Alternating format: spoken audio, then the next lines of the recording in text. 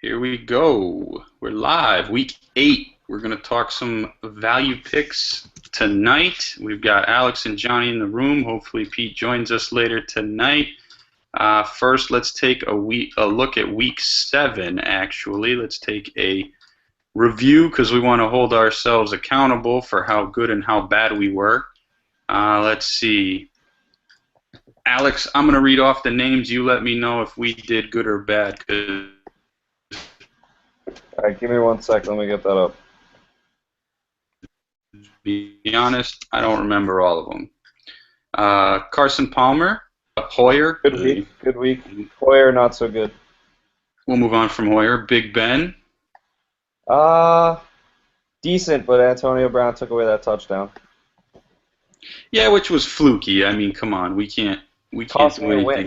Win, but to be honest, that Pittsburgh offense, that whole team looked terrible. Other than that 3-minute stretch, they looked terrible. So I think we kind of show that. I don't know if we even have any of them in our value picks this week. But next pick, Kaepernick, he didn't really hit.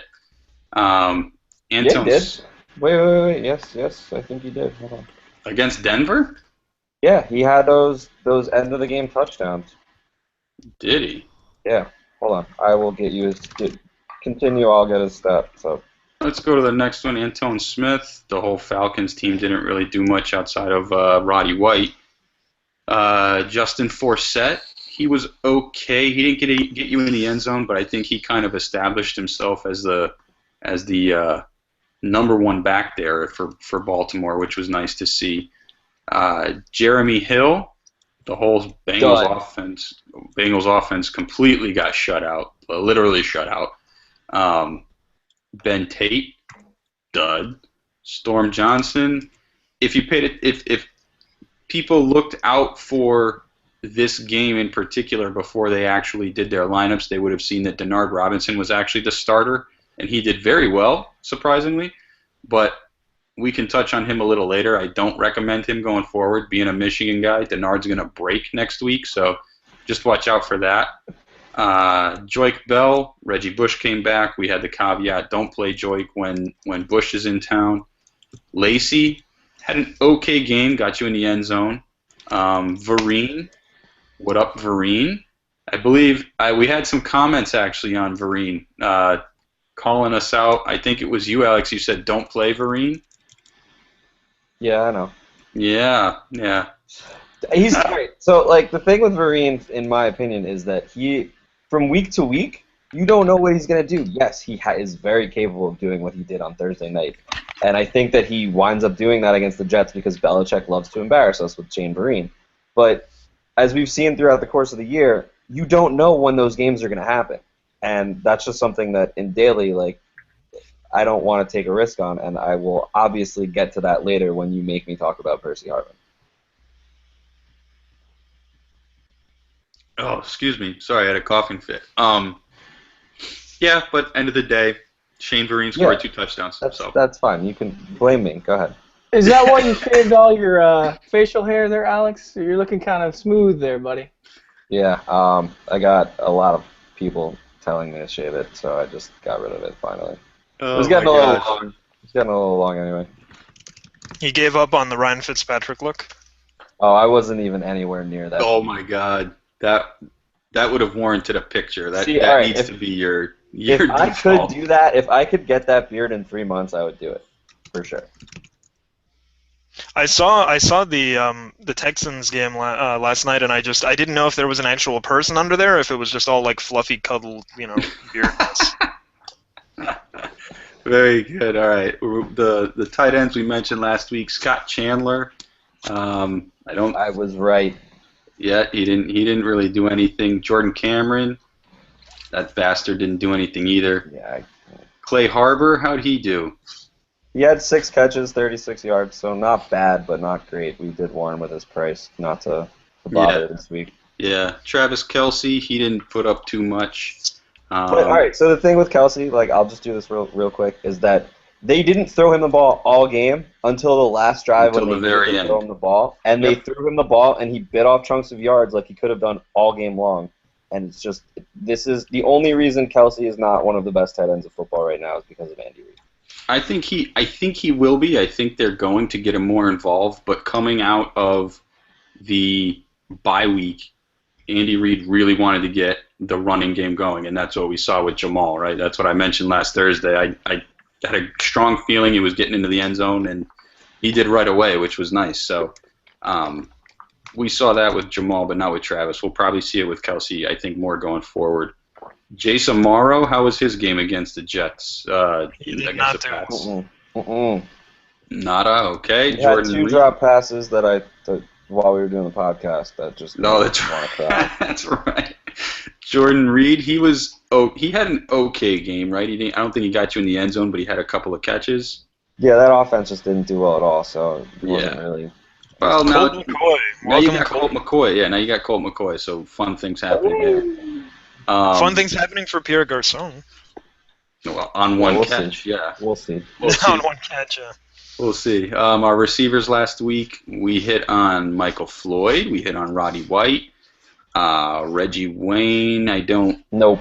recall, so miss. Jarius Wright, nothing, I'm guessing. Travis Benjamin, same thing. Golden Tate, big hit. Big game. And Brandon LaFell, he had an okay game. What was it, like 8 or 9 points I think he got you, which not great. He didn't get into the end zone, but at least he got Caught you a bunch something. of balls. Yeah, at least he got you something. Yeah, he had 4 catches for 55 yards, but There they you didn't go. really need him because Vereen got in the end zone so much.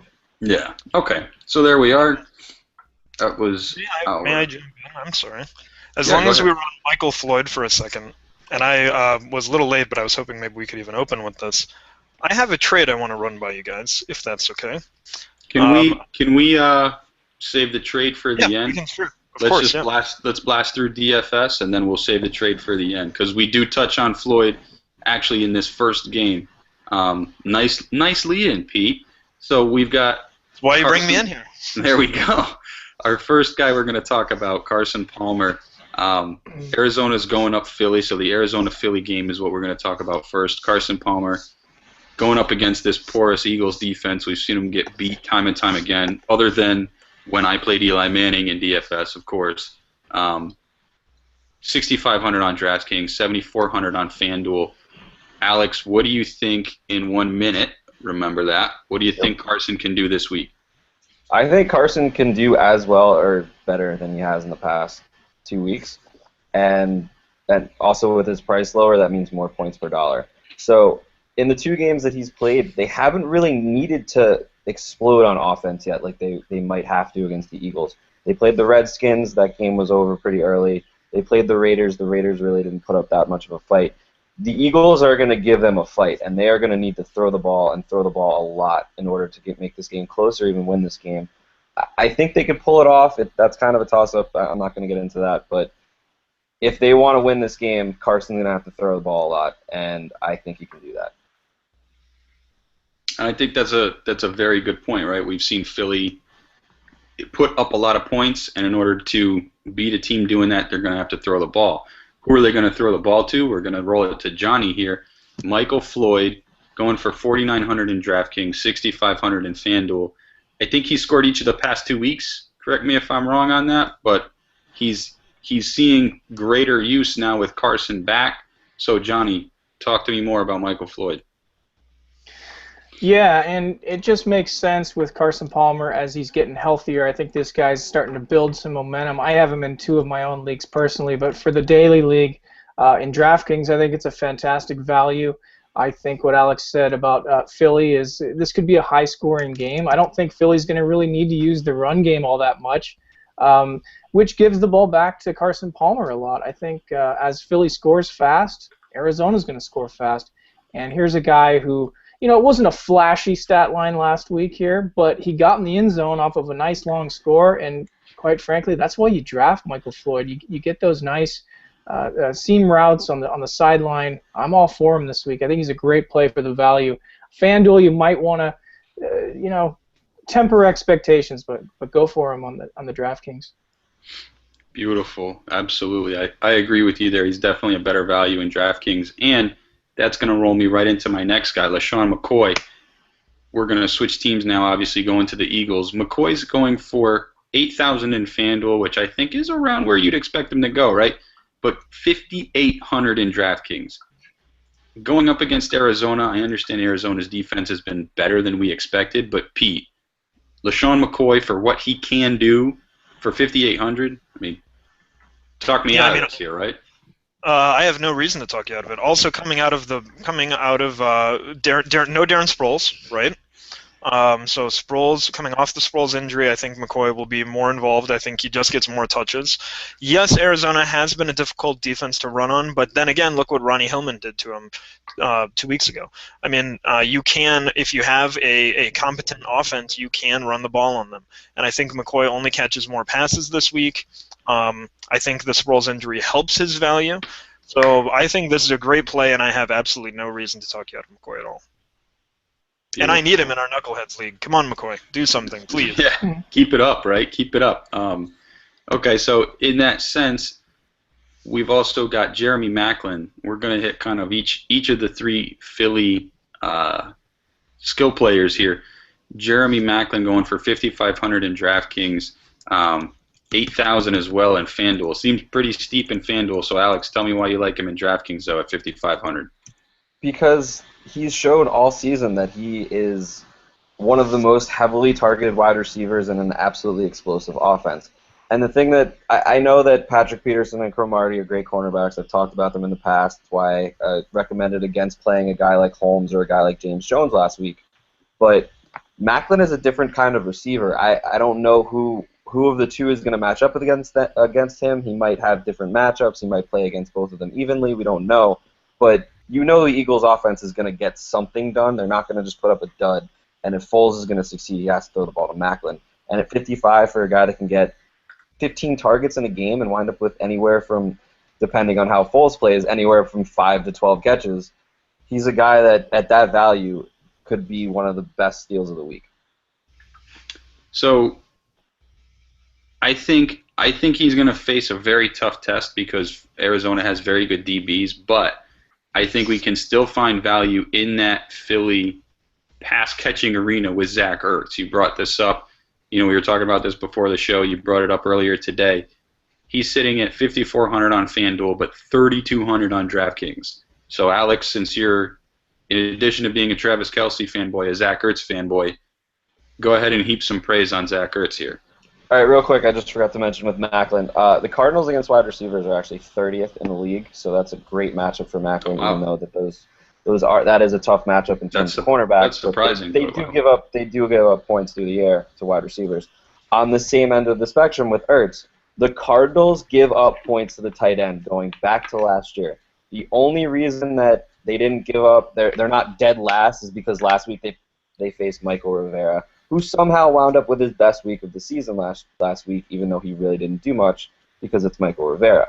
But we've seen all season long and all throughout last year that even though the Cardinals' defense is very good and they can stop big-time wide receivers, they can stop the run, they have big-time issues with the tight end, and Zach Ertz is one of the most physically gifted tight ends we have in this league, and for him to be 3,200 coming off of a game where he had a touchdown and put up, I think it was anywhere from 13 to 15 points last time, for his value to go down against a team that bleeds points to the tight ends, this is my thank you DraftKings for free money play of the week. So with that, Pete, you have something to add on Zach Ertz? Yeah, quick hit. I remembered I have a decision on whether to play Ertz in a standard league this week, so I did some research on the Cardinals because I remember the Cardinals being particularly bad against the tight end. They're ninth worst against the tight end in terms of giving up fantasy points. They give up a ton. And get this, 2 games, San Francisco in week 3, when Vernon Davis was hurt. So, I mean, nobody's playing tight end for the Niners. They gave up 2 points to the tight end. Last week against Oakland, okay, it's Oakland, they're terrible. They gave up 1 point to the tight end.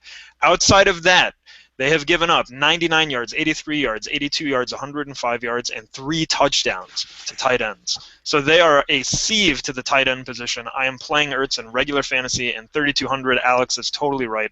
This is his thank you FanDuel for free money, or DraftKings for free money. So you take away those 2 awful performances, they have been awful. They've been terrible. You just convinced me. I'm on the Ertz bandwagon this week. I think I'm gonna play him. So let's take that momentum. Let's move it right into our next game.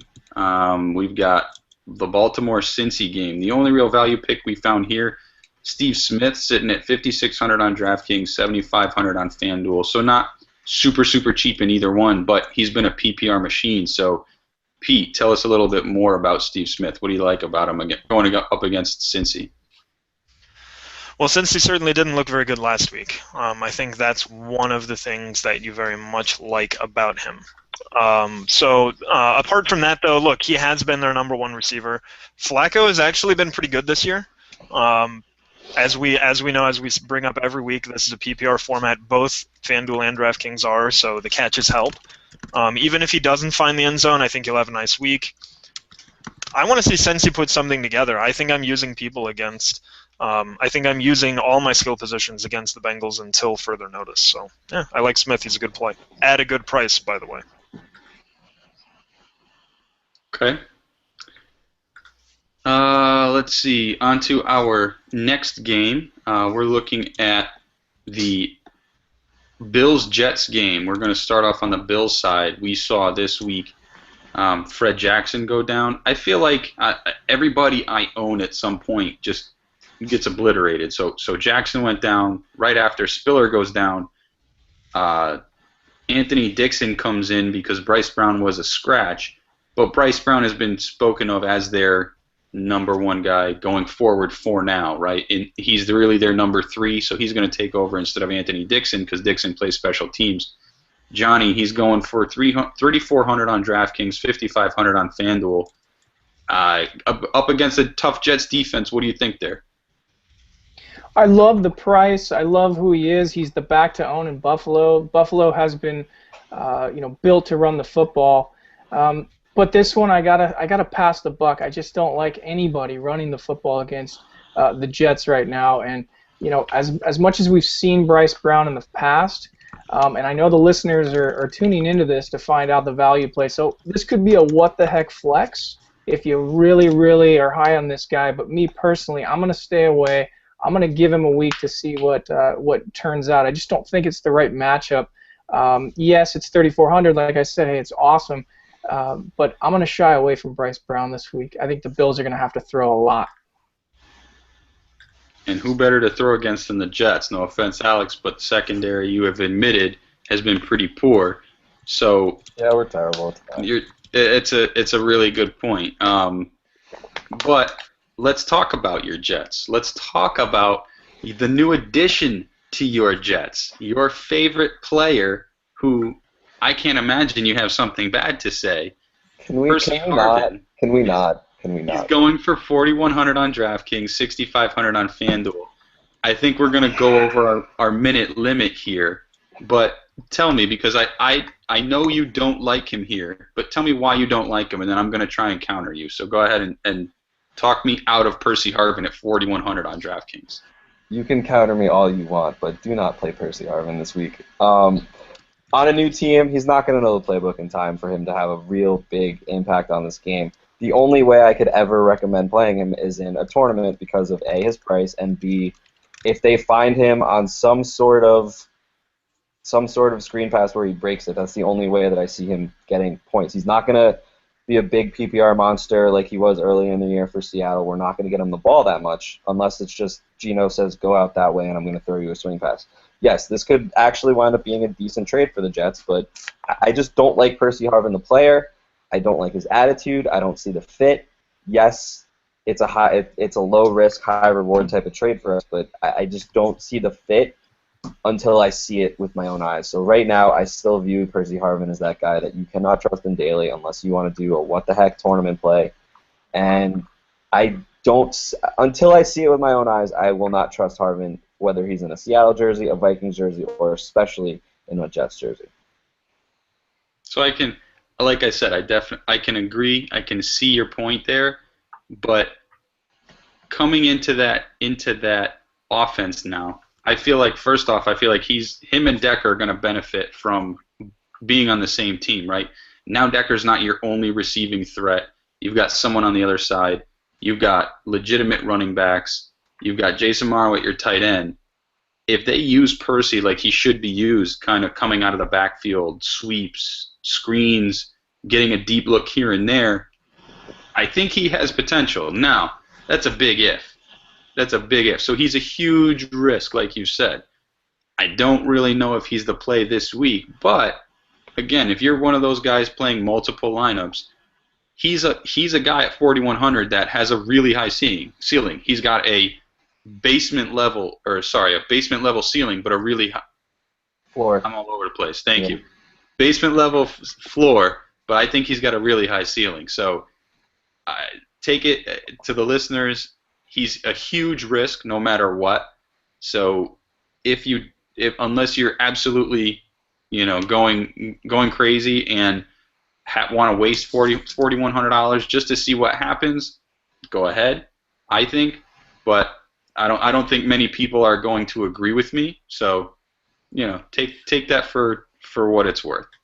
I will say one thing. The way that Percy Harvin can be successful in this Jets offense is if Chris Ivory is the guy, if we finally let him just run the ball and just kind of push Chris Johnson off to the side a little bit, because then Percy Harvin can take those swing passes that they've been trying to get Chris Johnson loose on.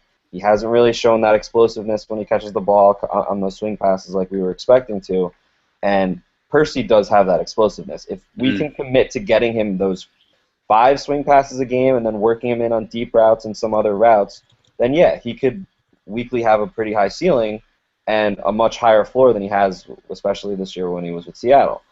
And then in that light, you can get Decker open more intermediate. You have to start including Jason Morrow more to free up space. And now Jeremy Curley, who's apparently worth $16 million, somebody, I don't know when that happened, but he can also get open and he can make plays too. So now that we have, if Geno can get them the ball, we have 4 legitimate pass-catching options now. It's just there has to be the right amount of touches and the right amount of plays called for each player to make this offense work out the way the Jets envision it now with Harvin. And again, big ifs. So, all right, that's our Percy Harvin diversion there. Big trade. We had to talk a little bit more about him. Let's get back on track here, going to the Bears-Patriots game. Bears traveling to New England, I believe. Jay Cutler sitting at 7,000 in DraftKings, 8,300 in FanDuel. Pete, do you believe in your guy this week? I mean, he had a horrible game against Miami.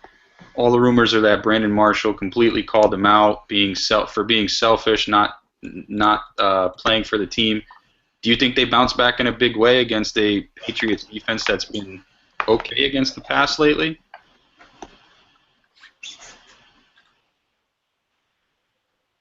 Peter, you on mute?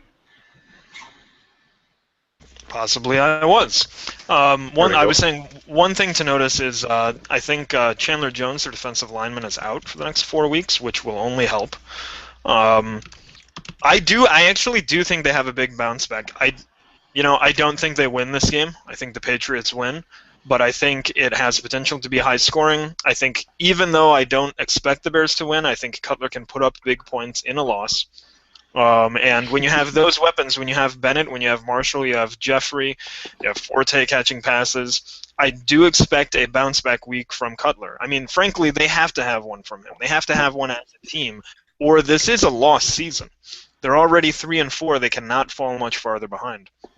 So I think he's a very reasonable play in both formats. He's been fantasy good all year. Last week was his first fantasy bad game. And I think that when that's the case, when you have a player who has been actually quite consistent, you can start him with a good degree of confidence. He has the weapons. This has potential to be a high-scoring game. And his price has dropped, which you like to see. So, yeah, I think he's usable. Okay, so let's flip the script then. Let's look at Tom Brady going up against a Bears secondary that has been weak overall so far this season, battling injuries. Brady's going for 7,200 in DraftKings, 8,600 in FanDuel, so a little bit more expensive than Cutler, but you'd think he's facing he doesn't at all have the weapons that Cutler has. So, Alex, tell me, do you like Brady as a pick this week? Yeah, absolutely. In terms of DraftKings, the Bears are 25th ranked against quarterback. Brady's starting to get into his groove. He's got Vereen to now throw the ball to more consistently. Gronk's healthier. Edelman's still there. LaFell is emerging, and you've seen it in the past. The Patriots always find somebody else to throw the ball. Saw it 2 weeks with Tim's. They just looked better than I expected them to against the Jets because I thought the Jets were really going to come in there and beat them shockingly, but it just fell short. The Bears, like you said, the Bears' defense is really hurting. They're missing a lot of their top guys that they had at the beginning of the year. You have to take the value when it's presented like this. The Bears are going to give up points through the air. This is going to be a shootout. The only consistent weapon, this is kind of like the Saints offense. The only consistent weapon that you can depend on in a Patriots or Saints offense is the quarterback when their offense is firing on cylinders, because Brady is going to get his points. You just don't know where they're going to go. But if you're going to take a chance on that offense on each week, it's got to be Brady or it's got to be Breeze for said offense. Okay. For the tight end, you can trust the tight end. So but he's super expensive. So yeah, that's true. Yeah, a couple of value picks in that game. We're looking at the two quarterbacks as value picks in that game. We'll move on to our next game. Browns and Oakland. We've only got one guy really identified as a value pick, and that's Ben Tate. 4,600 on DraftKings, 7,000 on FanDuel. We'll go back to Alex on this one. Tell us why we should trust in Ben Tate after the goose egg that he put up against Jacksonville. I think it just has to do with their offense just really didn't look all that great last week. The opportunities seemingly were there, but they didn't really run the ball as much as you thought. They just kind of struggled against the Jacksonville team that kind of hit them in the mouth and just really didn't let them do much on offense.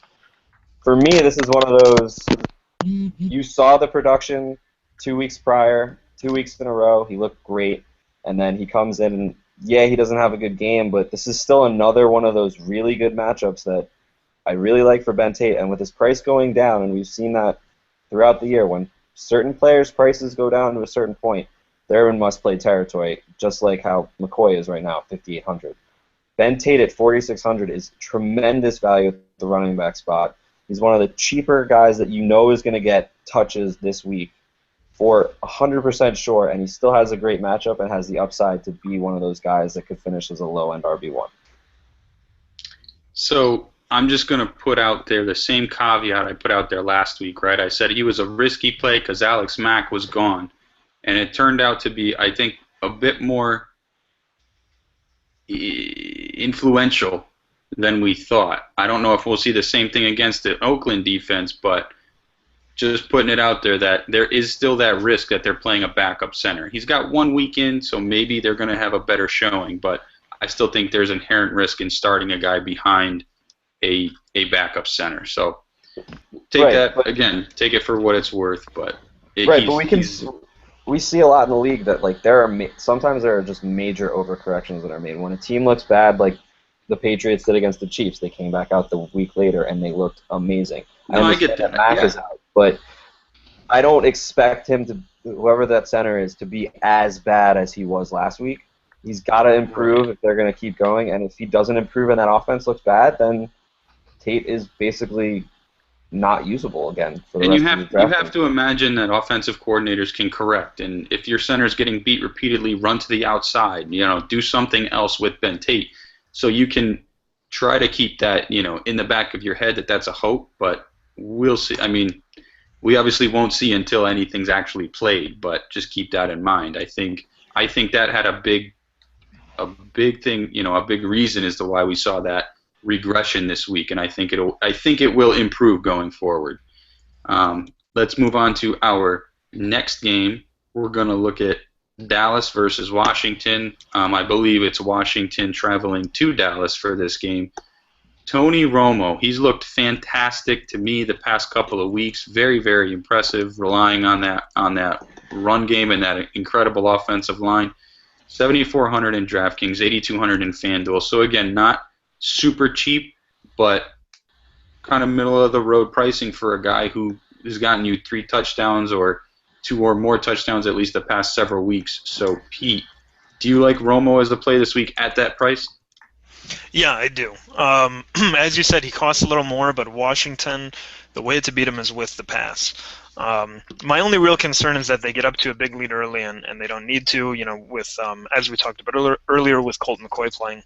But look, as we also mentioned when we were saying, well, Denver's going to get out to a big lead, you know what? The fantasy performers rack up points on the way to that big lead. So regardless of whether this is close or a shootout or whatever you have it, I think Romo is a very good play. Des Bryant has looked great. Terrence Williams has been productive, and he's the one throwing them the ball. So I think Romo's a very good play. For the price, I almost would rather play Brady. That's just how low of an opinion I have of the Bears' defense. But then again, this is a home game for Romo, which, they play great at home. The Redskins are an opponent to be beaten. So I think between Romo and Brady, if you play one of them, you go well. And, one thing that we haven't talked about much is computer projection. The computers love spending money at the quarterback position, I have noticed. So that's kind of a trend that we want to pick up on. When we notice regularly software programs are suggesting to play QBs, you want to notice that and spend the money at that position. And if you're going to, I think Brady and Romo are two great places to do it this week.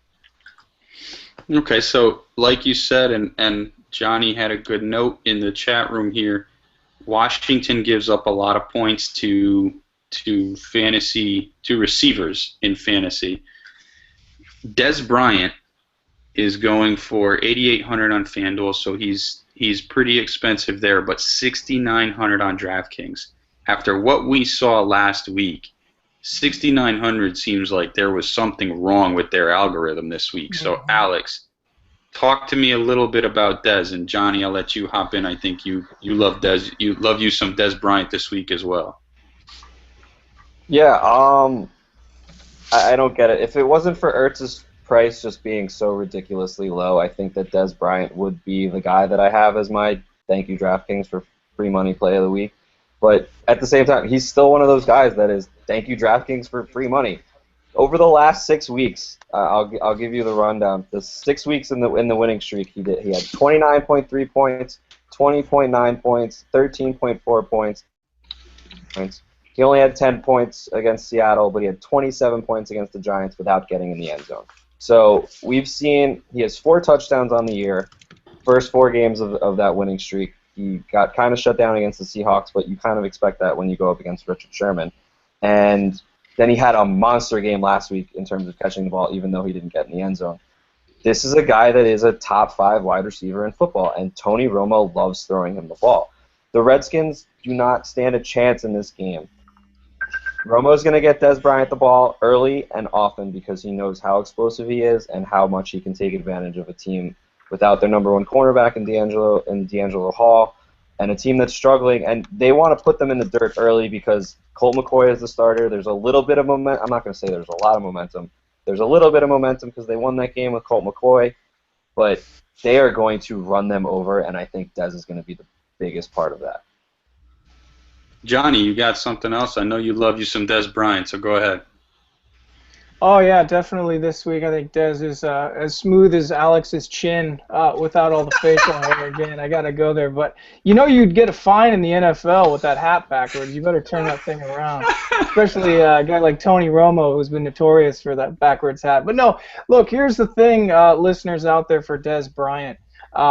I mean, if you watch the Giant game, okay, in an effort to contain that run game with this new awesome offensive line and the beast in DeMarco Murray, Prince Akamura, I mean, it's really, really tough to also try to, force an effort on a receiver. And look, one thing we know about Des Bryant is he's got incredible hands. He's tall. Romo's going to get him the ball. I mean, he's going to get some deep looks. He's going to get some maybe goal line up for grabs catches. So, I'm really high on Des Bryant, and I think, hey, for 6,900 in DraftKings, I think we're all in fantasy land there. Go get him. Put him in your lineup. Exactly, because I know I am. I think there's a couple people already on here we talked about that I'm definitely throwing in. At 6,900, I don't see how you can't play him. Let's flip to the other side, though, Johnny. I'm going to stick with you. Jordan Reed going for 4,000 in FanDuel, 5,200 in DraftKings. Do we think Colt McCoy is going to use him in the same way that he got used? I think it was last week by our boy Kurt. I like Jordan Reed a lot. I think this week is a really good time where, hey, he's going to break out. We're waiting to see that, what he's all about. I mean, this guy, number 86 tight end, he's elusive. He is slippery at times. I think he's really hard to cover. And I just think also, if you really look at the stats, and if you're one of those guys out there that plays the dailies and you're like, man, what about the defense here? Well, take a look. Dallas, second most fantasy points to tight ends. Jordan Reed, I think this week for 4,000, the cost. I know he's a little bit more in FanDuel at 5,200, but yeah, I'd love to hear what Pete says on this one too. But I think the cost at 4,000 DraftKings, put him in. I remember seeing a statistic somewhere where teams against Dallas target the tight end at a much higher rate, a much higher percentage than against other NFL teams. And I don't know if it's a scheming thing on the Dallas defense part. I'm not sure what it is, but for whatever reason, and we saw that last week. Larry Donnell led the Giants in targets and yardage. So I think Jordan Reed is an excellent play. For whatever reason, play your tight ends against Dallas. There you go. All right, we've got a guest in the house, so let's take a quick 2-second break. Kurt, you got a question? Go ahead. A guest? I've been demoted. I love it. I love it. But I do have a question, man, because I haven't been here in a while, and last time I was here, y'all really didn't talk about it a lot. I was wondering what y'all's thoughts were on quarterback and wide receiver stacks, as well as running back and defensive stacks, where you draft maybe Dallas's defense and DeMarco Murray with the concept that if the defense is doing well, then the running back's going to get more carries, so you've got some stacking going on. Same thing with the quarterback-wide receiver combination also. And the third question was, when y'all look at points allowed, are you looking at the number one wide receiver versus that defense versus the number two and versus the slot receiver? So you kind of, when you look at points allowed, are y'all making that comparison when y'all make those statements? So we definitely talk about stacking quarterback and receiver, right? I think Alex and I touched on it in depth a little bit a couple weeks back. About how we like to do that, and it's kind of recommended in the industry, I guess, in doing it in a tournament lineup, because you get that boomer bust type of game, right? If your quarterback goes off, who's he going to be throwing to? If you hit on the receiver that he's throwing to, you're just going to keep racking up that many more points. In terms of the running back, for example, Peyton and Demarius last week would have done you very well in a tournament. And the week before, right? Yeah, I mean Rodgers to Nelson. My boys. Speaking of which, I totally get the quarterback to wide receiver, and it's good to hear that y'all are, everybody's with that. Just with the running back and defense, that seems like the safer stack, even if you're doing cash games, because if you trust the defense and you trust the running back, it's an obvious combination at a lower risk, I agree with you, Kurt. I was just going to point out real quick for the listeners out there, I think the best thing to do is to get Marshawn Lynch with Seattle's defense at home, something to that effect where they put the ball right back in his hands. And back to your other point there, Mark, on stacking, it's also called covariance. It actually helps your fantasy team tremendously, I think even more so in the dailies, because that's what you're here. You're trying to find that value, and that's where you can go big. But the whole running back defense, I think that's a smart way. It's a puzzle. We're trying to build a puzzle here, and that's one way to look at it. So we all know how people did, how the fantasy players did last week, right? Let's see. I'm going to share my screen and go to the optimizer, and let's see how it would have done in week 7. using the stack method. Can everybody see my screen? Yep. All right, so if, like I did, I liked Rodgers obviously last week, so I locked Rodgers in, and I locked in. I didn't go with Jordy because Cobb was cheaper, and looking at points against wide receiver 1 versus wide receiver 2, Cobb was actually a better value based on their number 2 cornerback and the stats they've been giving up. That lineup right there netted me 130 points, and actually I removed Buffalo. I didn't like Buffalo. I didn't like Seattle, and I didn't like Cleveland. I ended up rolling with Dallas, and that gave me the lineup that I wanted. But stacking those 2 guys worked out for me well, and then I did another lineup where I stacked the running back and the defense. So I went with Dallas defense, and I ran with DeMarco Murray. And that lineup netted 120-plus points. And in both those teams, I only played 50-50 games, unfortunately, but both those teams made it into the money. And actually, a lot of them were first, second, and third place. I think the stack that did the best, obviously, was Rodgers to Cobb, but the defensive stacks seemed to be of less risk. Were there any stacks y'all ran last week? I ran a really bad one in Matt Ryan and Julio Jones. I ran a really bad one in Cutler and Jeffrey. Yep. You ran Cutler and Jeffrey. Let's see what the Cutler Jeffrey would have did. I don't even know if I. Last week it would have been terrible. Kurt, but a couple weeks ago it would have been quite the good. optimizer is still just showing the projected points, not the actual what they did. Oh yeah, totally. But I was saying since we know how they did, I wanted to show that the optimizer, when making stacks, generates winning lineups. Julio wasn't even in the optimizer. Neither was Matt Ryan. Yeah, I know. And I think the optimizer is very simple, Kurt. I think you've done a great job on how you organize that thing. Look at how fast it was for you to put those 2 in and get some projections. So I love it, man. That thing it's working great. Thanks. Yeah, I mean that's a great tool, and what you've got is fantastic. What I actually want to do, if it's okay with you, is use it specifically in our Thursday lineup chats, because we want to take our value picks from Tuesday's talks and plug a couple in there and say, if I use player X and player Y, this is a type of lineup that I can generate using those guys.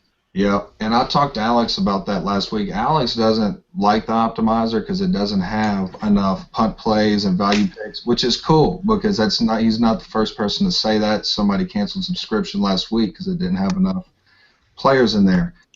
So what we will do is we're adding more punt plays and more value picks, and I'm going to add an indicator in the column so people that are creating lineups know that those are players that are not recommended by the algorithm. However, there's promise from the expert consensus, being y'all, that these are players y'all like a lot. They're solid punt plays. They're solid value plays. And while the Vegas prop stats right now, they're only giving you small over-unders, not over-unders for projections on their touches and whatnot. But you can still get prop stats right now that we feed into the algorithm, as well as defensive points allowed based on whether it's cornerback 1 or cornerback 2 or linebackers against the tight end. So we really put a lot of effort into removing players that don't have absolutely the best matchup. So that's why on any given week you'll only find 50 to 60 options in the optimizer. But Alex, being the DraftKings guru, and a lot of you guys are good at it, it obviously needs punt plays. So we're going to put them in there. They're coming. Week 8, baby. We're going to have punt. All right. I just want to say that I absolutely love the optimizer. The only thing that I really touched on when we talked last week was that I want to see there be a bigger mix of players. And I know when you were saying like how the optimizer picks its players, where it only takes certain players that haven't gone below a certain floor. But like we talked about last week, a guy like Carson Palmer wasn't included in that list. And to me, Carson Palmer was a great play last week, even though he had only had 2 weeks of actual data. But you kind of knew going up against the Raiders' defense and the way that offense is churning with Carson Palmer in, that he was a safe 50-50 play. and I kind of convince you to put him in the optimizer. So that I just once those things are finally tweaked and there's more options, I think it just gives you a better way to mix up your teams and kind of make the Another optimizer. thing, like my Alex, you're absolutely right. If I can just jump in, like my best team last week was like 80% optimizer, 20% me. And what I mean by that is, like, players, I think when they see the optimizer, they just want to use a computer lineup. But the way that I've used it in the limited time that I've had with it is I'll take it and I'll look at it and I'll say, okay, what is the optimizer telling me this week? Like a couple weeks ago, the optimizer was telling me, get Kaepernick in your lineups, get Lamar Miller in your lineups, get Forte in your lineups. So I'm like, okay, let's start with those three, and now look at my lineup. If you mess around with it, so those of you who are subscribers to the optimizer, if you mess around with the optimizer and you kind of you take players out, you put players in, and you look at what are some consistent things that I notice. Okay, like a couple weeks ago, it was consistently wanting to play the San Diego defense, and that was a smart play. What are some consistent things that I notice as I'm messing around with the optimizer? Let me take those consistent things that I notice, like which running backs is it using in every lineup? Which quarterbacks is it using in every lineup? Even if there's a particular receiver who's showing up a lot, like this week it was Golden Tate. Oh my goodness, huge game. Let me take those things that I pick up on as I'm messing around with it and removing players, adding players, locking in players. Take those consistent things and use them as a base to build your own lineup. That's what I did this week. My lowest lineup that I played, I think I had a really bad one. It was the Cutler lineup. It was like in the 80s. It was terrible.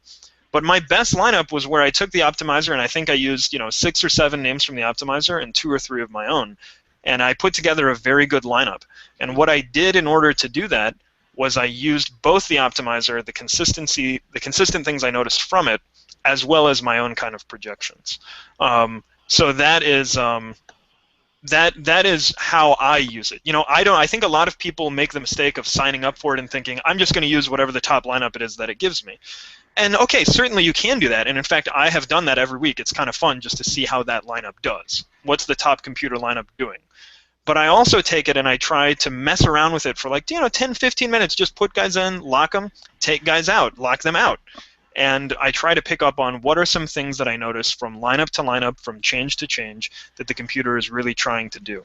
And then I start with those and build my lineup. I'm so glad you said that. That's the vision. I want to have 2 systems. One that helps somebody that just wants to maybe create a stack and then say, show me the optimal, and be done. And then I want another one, or maybe blend this into the existing, that for people like you, Pete, I've got to be able to add more players into it and still stay accurate for the folks that don't have your brain, that don't want to put forth the brain power, that don't want to put any analysis into it. So it's either going to end up being 2 systems or one. The one right now allows you to tinker with it a little. I think in week 8 you'll be able to tinker with it a lot more, because I'm going to have all y'all's value picks and punt plays in there, at least a good percentage of them. So thank you for that, and that's totally my vision, Pete, is for guys like y'all that can make your own wise decisions, be able to use the optimizer to really run all the math for you and pull in the question marks and get the salary cap right, so you're not constantly adding all the way to the tight end, and the tight end's the last one you got to fill, and you realize you don't have enough money, so you crap, now you got to sacrifice somewhere else, and then you're not making logical decisions, you're just trying to fill salary. So another example I can think of, Kurt, is the very first week you showed it to me. This is exactly what I'm talking about for the listeners. The computer was using D'Angelo Williams a bunch. Okay? I'm not going to play a lineup with D'Angelo Williams in it. That was week 1 or 2, come on. Yeah, see, so you're exactly right. That's what you have to make, those human decisions. You can't just plug in the optimizer and go. So I think you're right. There should be like an expert say, something like that. So anyway, sorry to interrupt you. Hey, Thursday I'll bring picks for week 8. They'll be ready in the optimizer, and we can tinker with them. Who's up next on the Ingram, Allen, Clyde, Patterson? Patterson, where's he been all year? He scored a touchdown last week. On his only catch. Yeah, it wasn't exactly too impressive, but yeah, let's hop back to the value picks. We took a quick pause for the fantasy knuckleheads cause there. So let's talk about Devontae Adams here, Johnny. He's going for 3,500 in DraftKings, 5,400 in FanDuel. He's, as a Packers fan, I like him a lot. He's the guy that you can cover. You can try to cover Jordy. You can try to cover Cobb. If you get both of them, you still can't cover Adams, right? He got into the end zone last week when Jordy and Cobb already got theirs. So do we think he can do the same thing against the Saints defense? I like him a lot. I think he's a fantastic play at 3,500 for DraftKings. Interested to hear what you guys say. The Saints defense is still there. Believe it or not, they're still playing tough. There is a lot of mouths to feed in Green Bay, but gosh, for the price, and this is exactly what Pete's talking about, as the optimizer gives you a look, and you're a big Green Bay fan, like Mark, I know you are, play your guy, play your team. If Davante Adams is your guy, and you're a fan of the team, I say go for it. I think the price is right. I'm not an expert on this guy, so I wouldn't start him, but again, this is one of those where you can really, for the price, what the heck, put him in. If I could speak to that, since I'm a Saints fan, just from a fan perspective, the Saints secondary truly is horrendous, and the only reason Stafford couldn't move the ball last week is because he didn't have Calvin. You know, they really didn't have to shut anybody down, and then Bush got hurt, and the defense was playing motivated. There were 2 unlucky interceptions for Detroit. Rodgers is not going to make those mistakes, but one thing I did like to see was Steele play more snaps. I think Graham's going to be back and actually get the ball thrown to him instead of just being a pure decoy. This is going to be a high-scoring affair, obviously, and they're going to focus on Jordy Nelson. They're going to hang a safety over the top. Lewis is going to be covering him, and Cobb's going to burn Patrick Robinson and Corey White. He's going to burn Corey White the entire game, and Devontae is going to be open over the middle consistently. So I like Cobb and Adams more than Nelson this week, actually.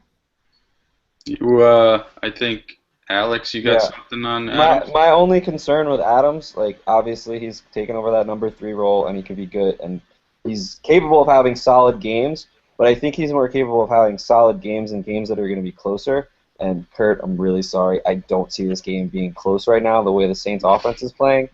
Without Pierre Thomas, who knows what the deal is with Jimmy Graham. This game could get out of hand pretty quickly the way Rodgers is playing and moving the football. All it takes is 1 or 2, maybe 3 quick touchdowns like he's been doing the past couple weeks, and then all of a sudden that offense is out of the game. Davante Adams may have a nice touchdown catch or like 2 catches for 30 yards, but then they won't need to throw him the ball anymore. So that's my only concern with Davante Adams. They're going to blow out the Saints in the dome. Exactly. All right. So you're saying it yourself. Okay, good. I don't feel. I don't think it's going to be close. But you're talking like Adams isn't going to see targets because. No, of course he's going to see targets. Well, you know what I mean. You're and I value your opinion, but I'm respectfully disagreeing. I don't think it's going to be a blowout. I think that Rodgers is not going to tone it down. The offense is still going to be passing. There's still going to be the 60-40 pass-run ratio because everybody knows New Orleans will hang 14, 20, 14, 17 points on you in the fourth quarter. So until they're up 21 points, they're not slowing down. They're in the dome. I don't see them getting ahead by 21. That's just me. I know we're talking about the game and not fantasy, but at the same time we kind of are. With Adams, that is. So you're saying, Alex, you wouldn't want to punt Adams for 35 as a high upside player? I definitely wouldn't want to punt him at a 50-50 just because the way that offense is rolling, you don't know how quickly it can get out of hand, and all those numbers could go straight to Jordy and straight to Cobb, and then Davante Adams is kind of left picking up the scraps or not even really seeing the field at the end of the game because all they're going to do is run the ball.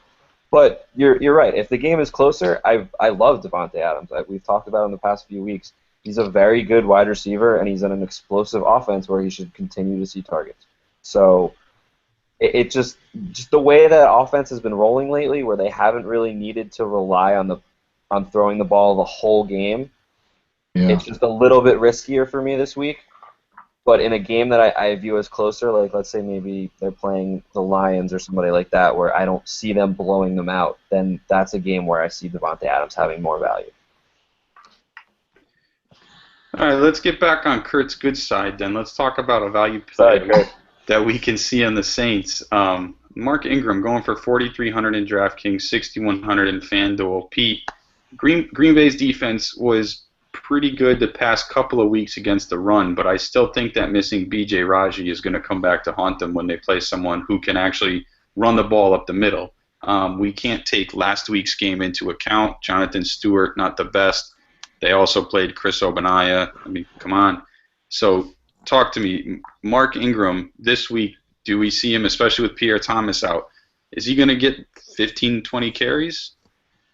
Wait, hold on. You mean we can't count a game which involved Panthers running backs in a blowout? Just checking. Yeah, I mean, you're absolutely right. Let's just forget that game. Yeah, I think Ingram's a good play. When he was healthy, he was really good to start the season. If you guys remember, he was very fantasy useful. So I think he's a very good play this week. Green Bay is towards the bottom of the league in rush defense. And, I think that Ingram is an excellent option with, as you said, Thomas injured. Kyrie Robinson, I think, has had some fumbleitis lately. So I think Ingram is a very sensible play. I don't know if we have him on the list, but I almost may prefer, depending on the price. What about Tavares Cadet? Have we got him on the list? Mm-mm. We do not, but go ahead and chat about him. Okay, look, I really think he's gonna step right into the Pierre Thomas role.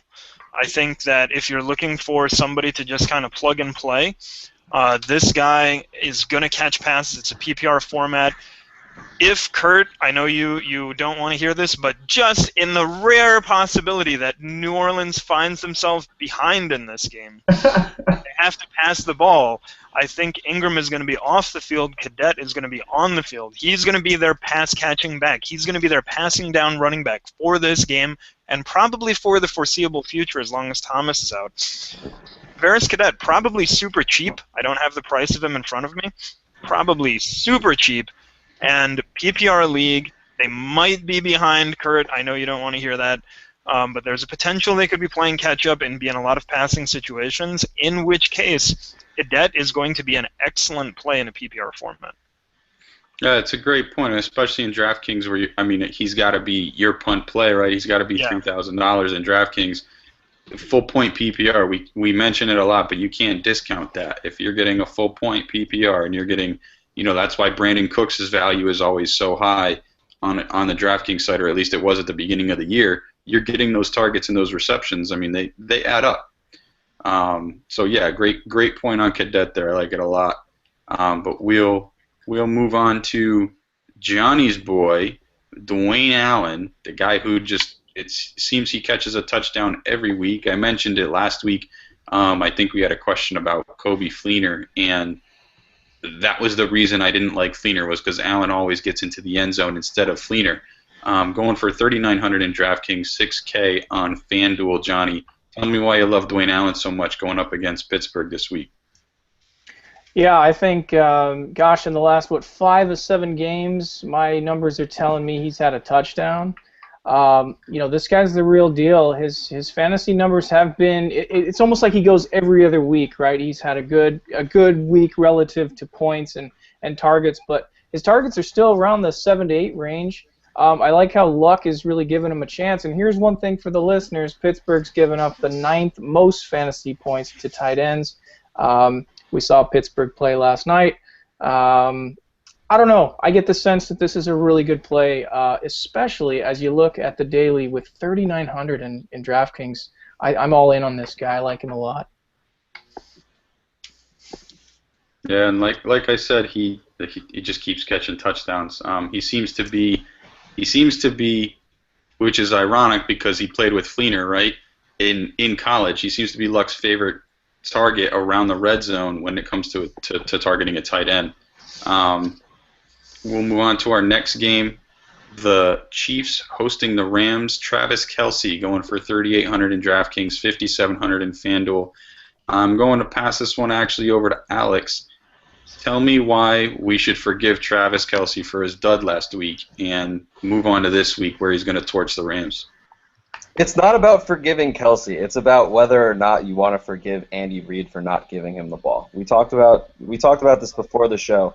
Kelce he was used on the last drive. He had those 2 big catches to get them in field goal range, and you saw how explosive and how great of a talent he is when they need him to be and when they throw him the ball. Before that last drive, I think he only saw 2 or 3 targets, and he had 2 catches for, I believe it was 17 yards before those 2 big chunk plays at the end of the game to kind of salvage his fantasy day. But until Andy Reid is going to give him the ball consistently like he should be doing, like one of those other top 3 tight ends like a Julius, like a Graham, like one of those guys, he's going to continue to be risky, but at this price it's a good play.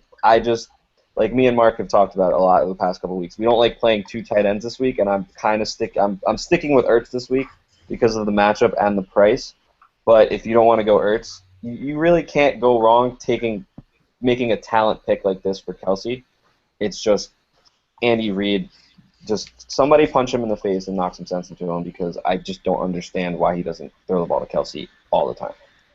His receivers can't catch the ball. Like, they drop the ball all the time. Yep. We saw his potential against New England, right? It's incredible what the guy can do. Give him the ball on a screen, give him the ball on a quick out on a corner. I mean, he looks like Gronk when he's running with the ball. I don't know why you don't want to use him more.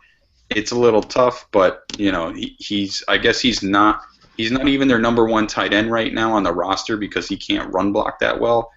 But you've still got to use him, right? It's just like, actually, the next guy we want to talk about, Cordero Patterson, going up against the Bucks, 3,300 in DraftKings, 6,000 in FanDuel, just to give you guys that quick background. But the transition is this: neither of those guys are being used as they should be, and thus they're not as fantasy relevant as they should be week in and week out, right? So yeah, Patterson got you into the end zone. He had 1 catch, and I don't even think it was for 10 yards. So I mean, you're happy and you're lucky he got into the end zone. But Pete, do we trust Cordero Patterson this week going up against the Bucks? Well, you definitely don't trust him. I mean, you might be willing to use him because the Buccaneers have been so terrible, and did find the end zone, as you pointed out. But I mean, he's a punt play at best. He's a risky play who has some upside. As I've said before, I'm really trying to stay away from most of the Vikings skill position players. I think you can start to make an argument for playing McKinnon on a regular basis in fantasy, but Patterson, no, you cannot trust him. You can play him for the price and hope for the best. I think he's a tournament play, not a 50-50 play, though. Right, I agree on that one. He's not a 50-50 play because you just don't have that confidence in him actually doing a lot. Even though it's a great matchup, as we've seen, right? Great matchup going up against Tampa's defense. Just not something you're confident in him until you see his production week in and week out.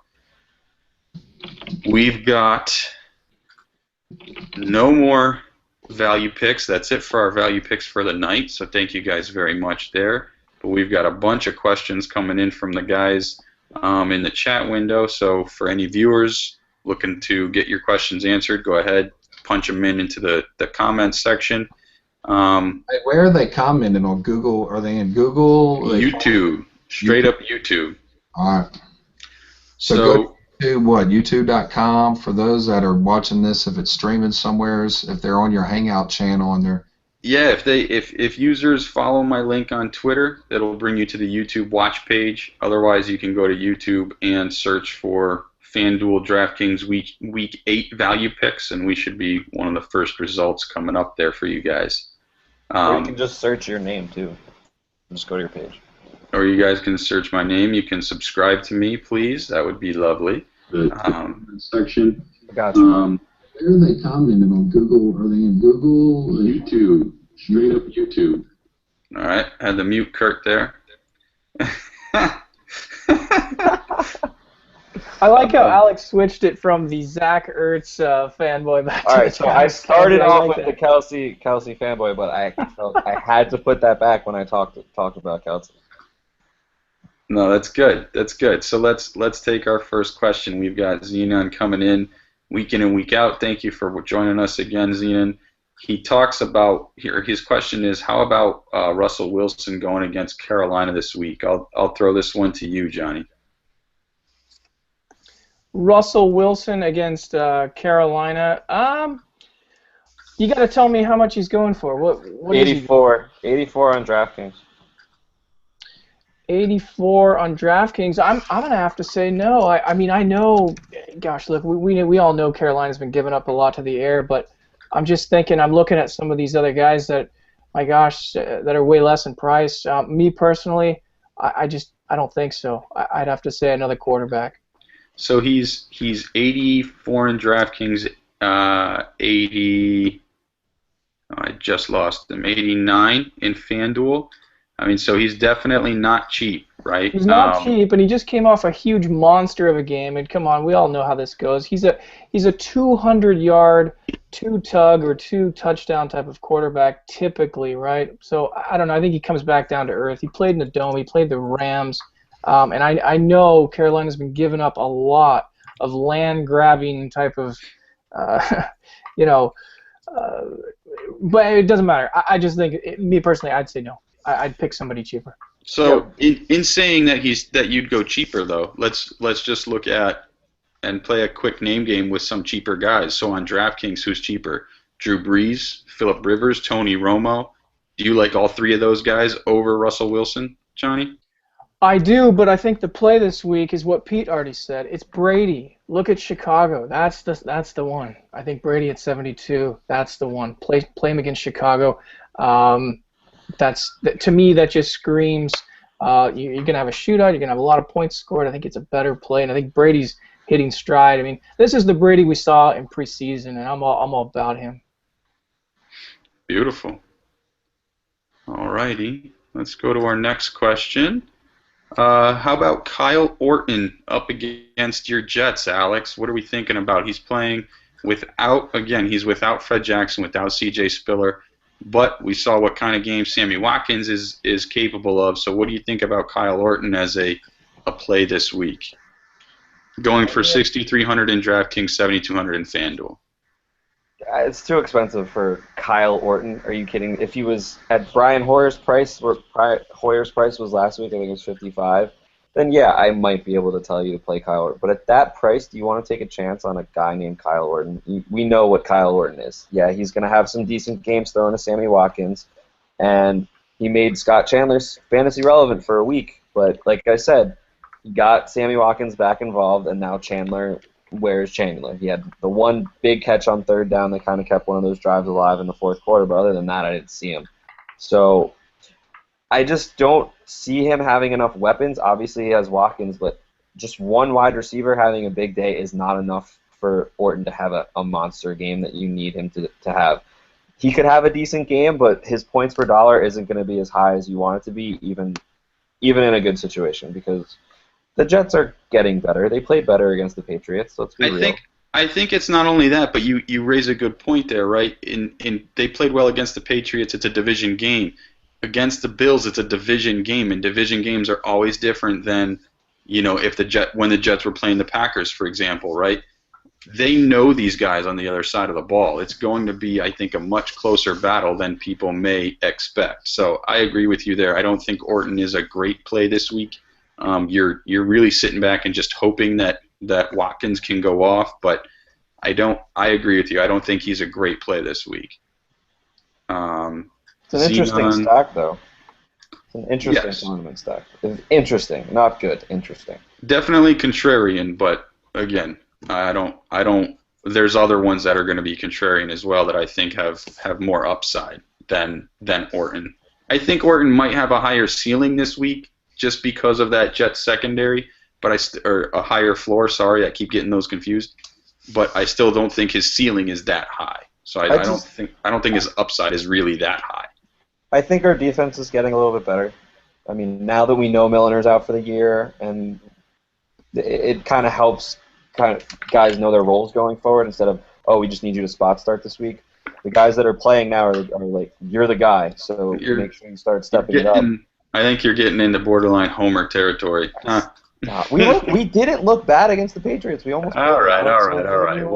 The Jets have given the most points up to quarterbacks this year, by the way, Alex. Wonderful. We also played Peyton Manning, Aaron Rodgers, We've played so many good quarterbacks. All right, I'm done. I don't. And up comes Kyle Orton. So maybe the Jets defense is a play this week. Who knows? We'll see. But let's move on from there. Jason asks, what about Teddy Bridgewater at 5,100 and Jarius Wright at 3,500? Playing that stack, and those are DraftKings prices. Playing that stack, Pete, how do you feel going up against Tampa this week? The same way I felt when we talked about Jarius Wright the last 2 weeks, I think, which is I'm trying to avoid them. At 3,500, it's an okay punt play. The Bucs have been awful. But even if Bridgewater does manage to find his way into throwing a touchdown, like who's to say it's not one catch for 2 yards again, like it was for Cordarrelle Patterson last week? I just don't think you can trust anyone in the Minnesota offense. Now, look, as a tournament play, nobody's going to be playing these guys. Bridgewater, he's cheap. Wright, he's cheap. Nobody's going to be playing this stack. So if you want to go for a stack, like I understand strategically why you would do this. If you want to play a stack that nobody else is going to have, there you go, Jarius Wright and Bridgewater.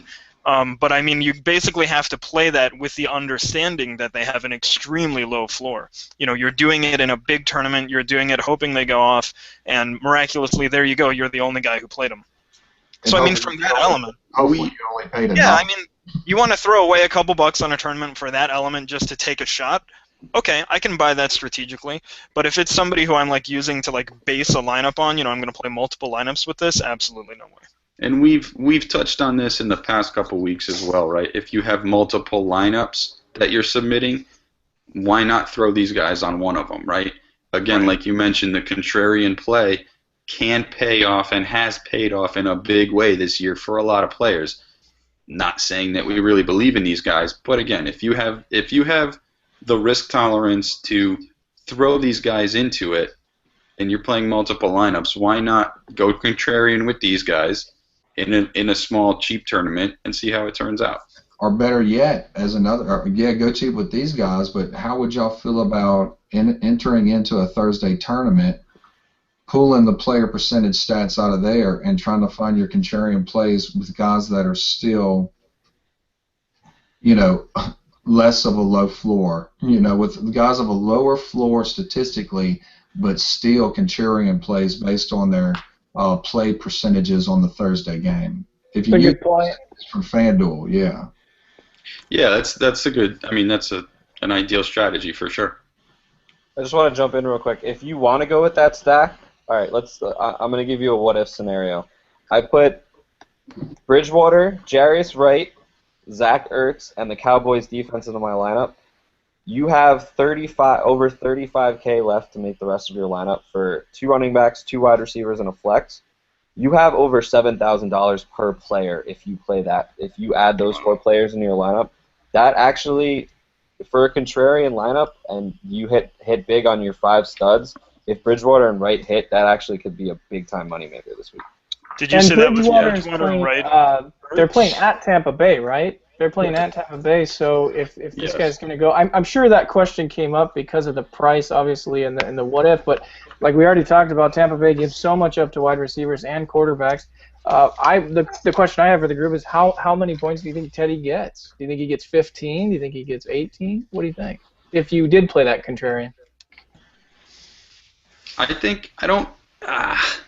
With Tampa's defense, I mean, I could see him throwing for 2 to 3 touchdowns.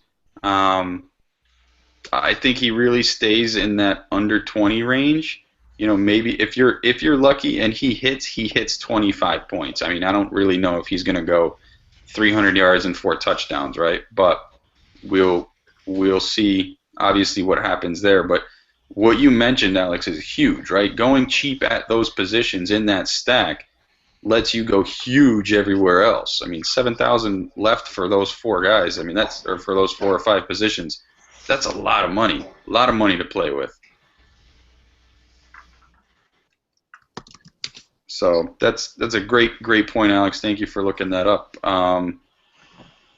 Hopefully, I know we spent a lot of time there again on Vikings, and I hate them, but that's fine. We'll go to the next one. Steve's question is about Angry Doug Baldwin. Does he have a good week this week again or no? What do you think, Alex? Seattle wide receivers. I don't trust them. No. Sorry. He could. He's one of those. I don't trust him. He could have a good week. He could have one catch for 12 yards. And you're chasing points. Yeah, Doug Baldwin was a chasing points guy versus. You might want to play him in a tourney if you really, really believe in him and you think he's going to have a good week, but he's just not somebody that I can believe in week to week. So last week I played him in one lineup. He was 3,900 in DraftKings. This week he's 4,700 in DraftKings, 6,800 in FanDuel.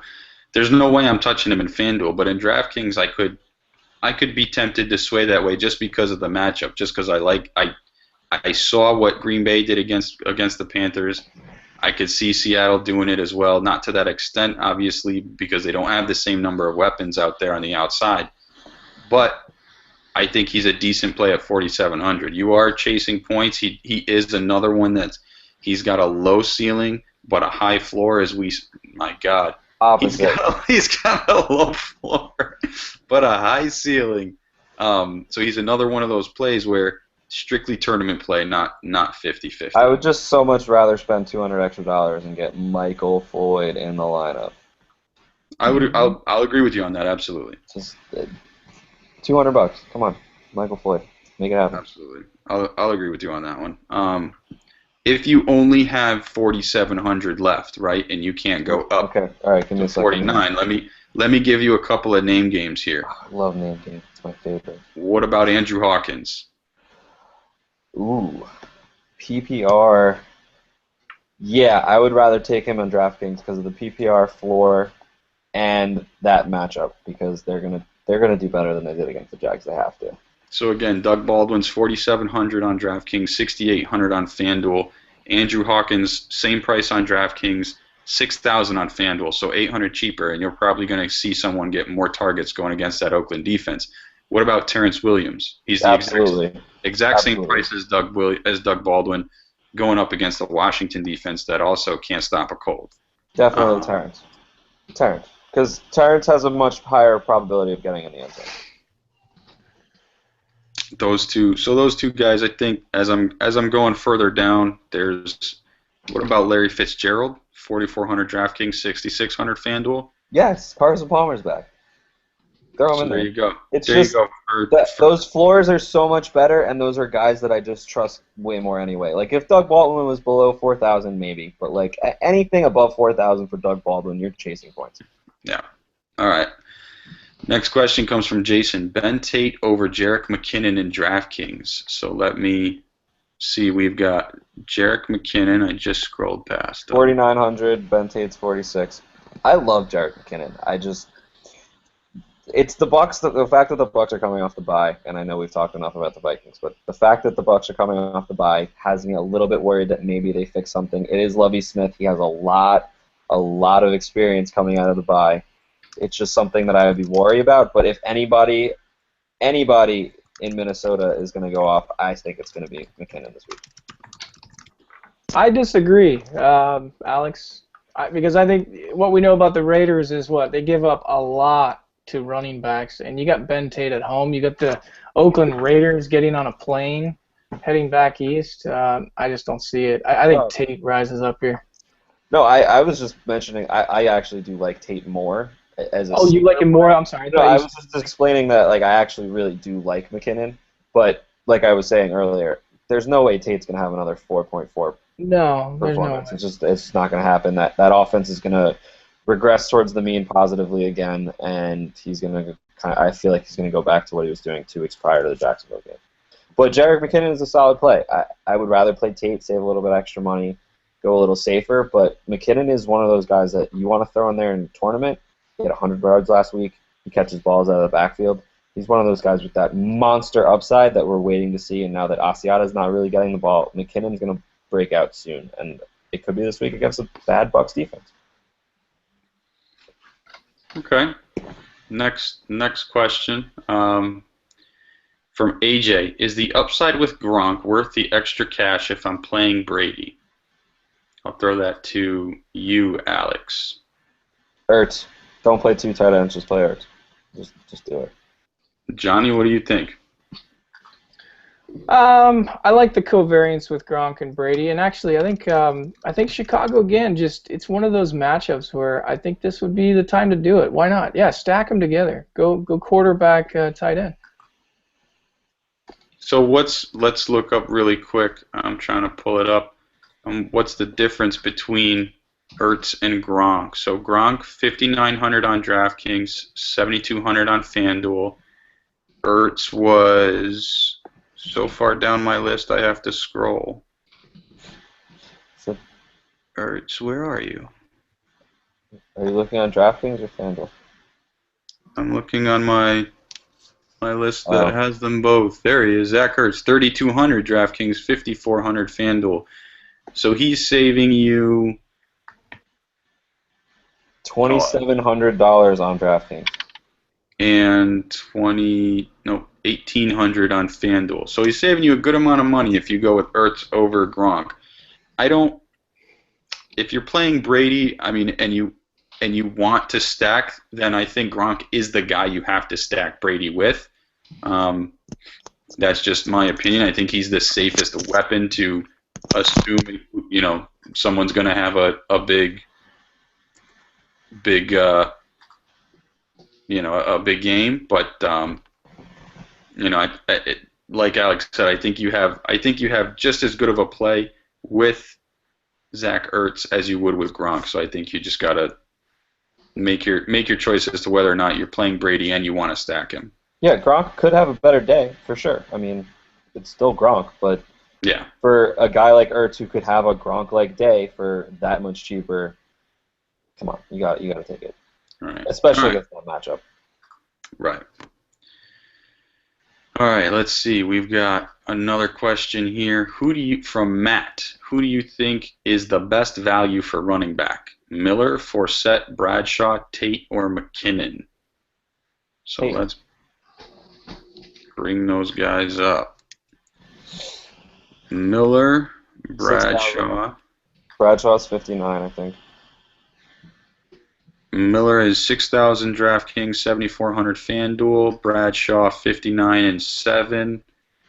Forsett, Tate, and McKinnon. Forsett is 5,100 DraftKings, 6,700 FanDuel. I'm still leaning towards Tate. Looking through all these guys, Tate Yeah, again, Tate. 4,600 DraftKings, 7,000 FanDuel. Last was McKinnon, 49 and 5,800 respectively. So McKinnon's there. McKinnon does have a high ceiling. At 5,800 in FanDuel, I think McKinnon may actually be your best value, but at 4,600 in DraftKings, I think Ben Tate is. Yeah, for DraftKings, it's definitely Tate. If you don't want to trust Ben Tate, then even on DraftKings, it's McKinnon because we've seen him catch balls out of the backfield, and those are free points on DraftKings. So he has a high floor now. You wouldn't think at the beginning of the season that Jerick McKinnon would be one of those high floor running backs, but here he is right now, and he's getting touches, he's getting targets, and he's putting up points. So he's somebody that you can definitely play if you don't want to trust Ben Tate, but I still think Ben Tate's the better value play. You talk about Ben Tate. The thing that's I haven't paid a whole lot of attention, but I think week 5, week 6. What are the touches the other running backs are getting? Not less than 10 touches for the other. West didn't even play 2 weeks ago. So if you added up the touches for the other two backs, is it a 1-2 backfield or is it a 1-2-3 backfield? It's kind of been more of a 1-2. Hold on, let me look up Cleveland. Give me 1 second. It's Tate and Crowell, right? It's Tate, Crowell, and West is kind of on the outside looking in at this point. All right, so week 5. I think Tate gets a 2-to-1 split, pretty much. At week 5, Tate had 22 carries, West had 7, Isaiah Crowell had 6, but Tate put up 124 yards. Week 6, West didn't even play. Tate got 25, Crowell got 11, and then this week when they just really didn't look all that good, Tate had 16, Crowell had 7, West had 5. So they like giving the backup, whoever, if it's both of them or if there's just one of them, they're going to get 8 to 12 touches in a game. It sounds like a 60-40 split almost, with Tate getting the 60 or 65%. I would lean more towards 65-70, just they know they're going to get him the ball, but yes, he's going to be spelled by those other guys. But so McKinnon's also going to be spelled by Asiata, and at this point in the league, almost everybody gets spelled. But because I know the program's going to kick Tate out, but if we're going to add him in, let me know if he's going to be the guy to add in. If the value is there, because it's like the New Orleans backs, it's just too many backs touching the damn ball, and that's one of the hardest things to overcome when you do this with the computer and you start taking the brains of Alex and Mark and Pete and saying, do we force this guy in, But McKinnon. Why I like McKinnon is you look at Tampa and the faster backs, they have a little bit more trouble with faster backs, and McKinnon is that freak athlete. So, and I know he's going to get more than 65% of the carries. He'll get more like 90%. Yeah, I mean, either of them are good plays. They're both solid value plays, and I prefer them over. I know Miller has a great matchup, but they could just get off to an early lead and he could not do anything.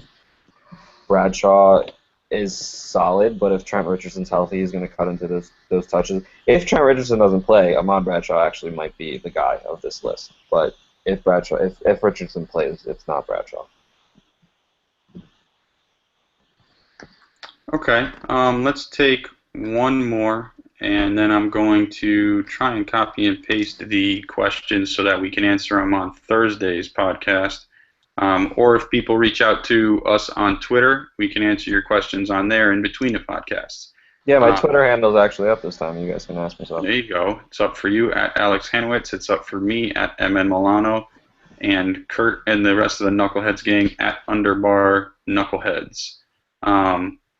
Last one that I've got for the night is, how safe is Shane Vereen going forward? And for me, my initial thought is, in PPR, he's usually safe. In non-PPR or non-full point PPR, he's a huge risk, just as any Patriots running back really is. Alex, are you in agreement on that one? Considering how badly he burned me in my championship game last year in regular fantasy, no, he's not quite on the Harvin level of you can't trust this player, but I don't really trust Vereen. I know Ridley's out and he's going to get more touches, but it's still Bill Belichick. Like, this is the first week that Ridley's been out, and yes, Vereen did well, but this week it could be James White. It could be Brandon Bolden. It could be Cyrus Gray. Who's Cyrus Gray? It could be anybody. Anybody in that backfield could have a big day, and Vereen could just could only get 11 touches or something like that just doesn't let his value come up. So to me, he's still one of those guys that it's Bellatrix. Sorry, not Bellatrix. Bellatrix is just it's like Shanahanigans was for the past couple of years. It's one of those things that whiz and tricks. Like, it's just not something that I want to rely on, especially in daily. All right, for me, that's it. It is bedtime for this old man. I have copy and pasted all of the questions from the chat so far. So if you guys had questions in there, don't worry. We will answer them later this week. Or like I said, follow us, hit us up on Twitter. We'll answer them before then. Until then, for Alex, for Kurt, I'm Mark. Thank you guys for joining, and we'll catch you guys on Thursday.